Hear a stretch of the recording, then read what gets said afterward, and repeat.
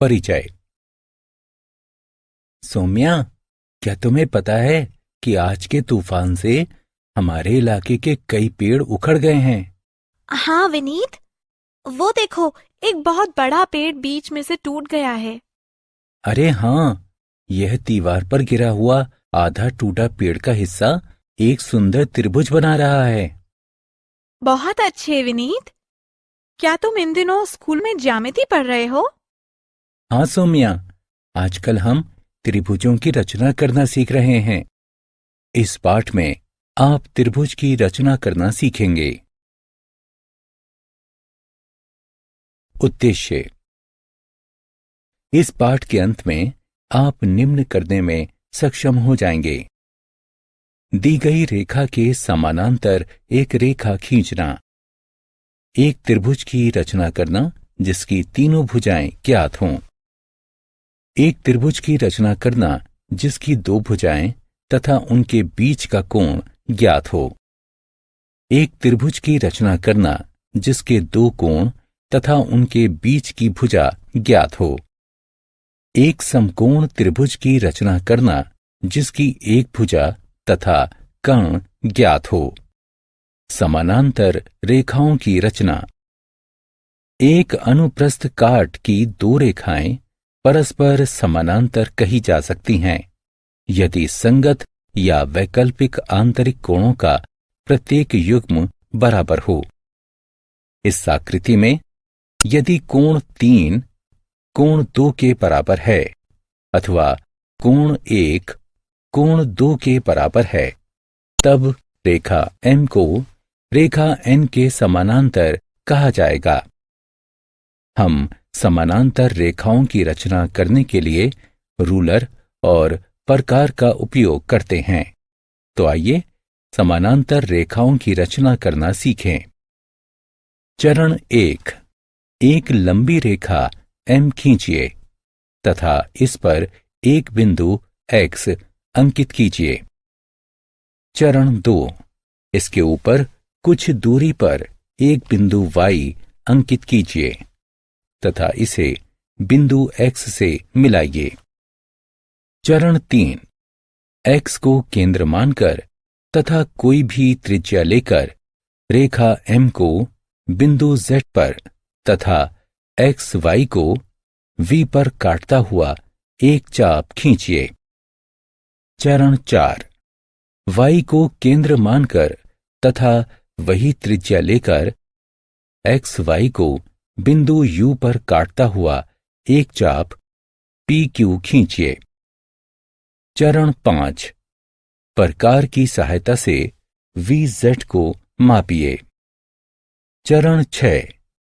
U को केंद्र मानकर तथा मापी गई त्रिज्या लेकर चाप PQ को S पर काटता हुआ एक चाप खींचिए।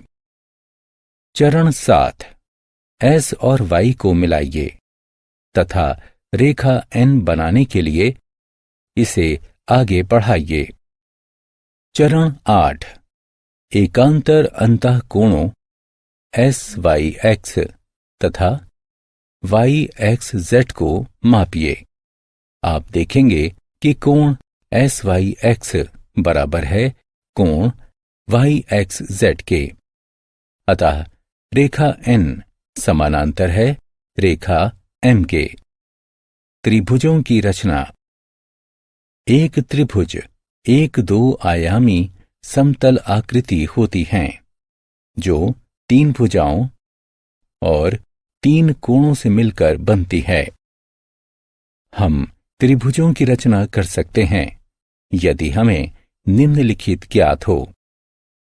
3 भुजाएं यानी साइड साइड साइड या SSS, 2 भुजाएं तथा उनके बीच का कोण यानी साइड एंगल साइड या SAS, 2 कोण तथा उनके बीच की भुजा यानी एंगल साइड एंगल या ASA, समकोण कर्ण तथा एक भुजा यानी राइट एंगल हाइपोटेनस साइड या RHS।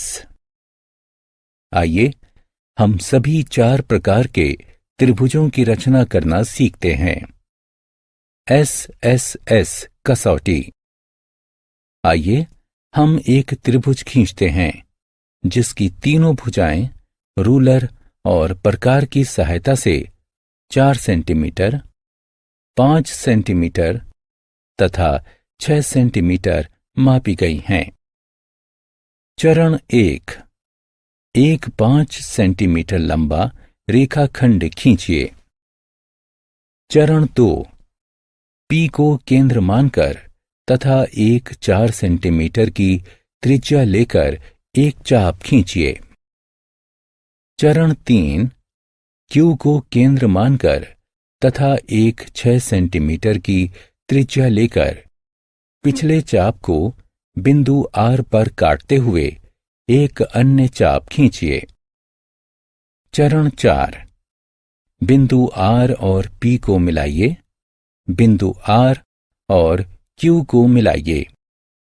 4 सेंटीमीटर, 5 सेंटीमीटर और 6 सेंटीमीटर भुजाओं वाला एक त्रिभुज तैयार हो जाता है। SAS कसौटी। आइए अब हम एक त्रिभुज खींचते हैं जिसकी 2 भुजाएं 4 सेंटीमीटर तथा 5 सेंटीमीटर लंबी हैं तथा अंतर्गत कोण 30 डिग्री का है। चरण 1, 5 सेंटीमीटर लंबा एक रेखाखंड खींचिए। चरण 2, Q को कोण का केंद्र मानकर 30 डिग्री मापिए तथा बिंदु S अंकित कीजिए। चरण 3, बिंदु Q और S को मिलाते हुए एक अर्धरेखा SQ खींचिए। चरण 4, Q को केंद्र मानते हुए तथा 4 सेंटीमीटर की त्रिज्या लेकर अर्धरेखा QS को बिंदु R पर काटते हुए एक चाप खींचिए। चरण 5, P तथा R को मिलाइए। 4 सेंटीमीटर तथा 5 सेंटीमीटर की 2 भुजाओं एवं 30 डिग्री के एक अंतर्गत कोण वाला एक त्रिभुज PQR तैयार हो जाता है। ASA कसौटी। आइए अब हम एक त्रिभुज की रचना करते हैं जिसके 2 कोणों की माप 40 डिग्री तथा 80 डिग्री है एवं उनके बीच की भुजा की माप 5 सेंटीमीटर है। चरण 1, 5 सेंटीमीटर लंबा एक रेखाखंड खींचिए। चरण 2, केंद्र के रूप में बिंदु Q को लेकर 40 डिग्री का कोण मापिए तथा बिंदु S अंकित कीजिए।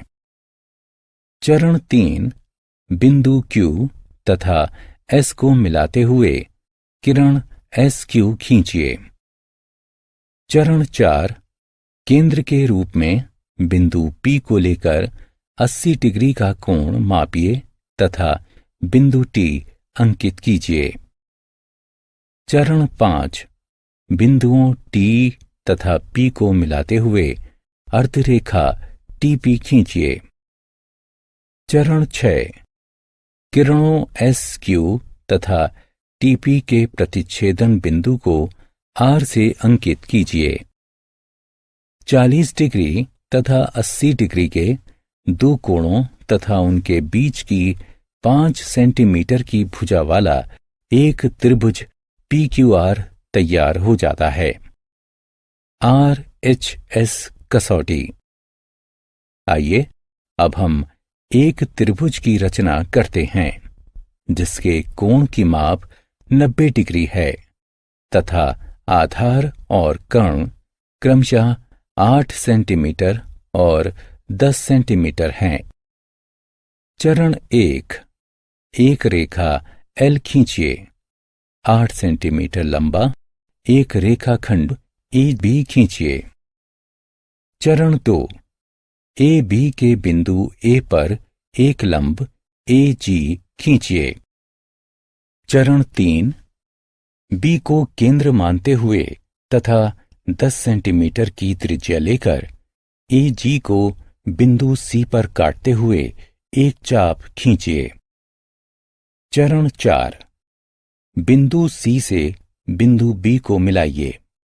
क्रमशः 8 सेंटीमीटर और 10 सेंटीमीटर आधार तथा कण वाला समकोण त्रिभुज तैयार हो जाता है।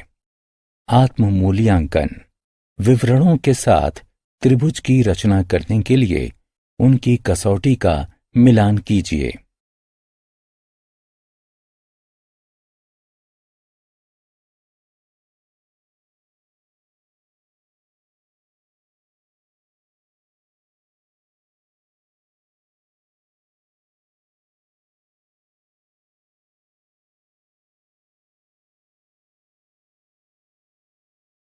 सारांश।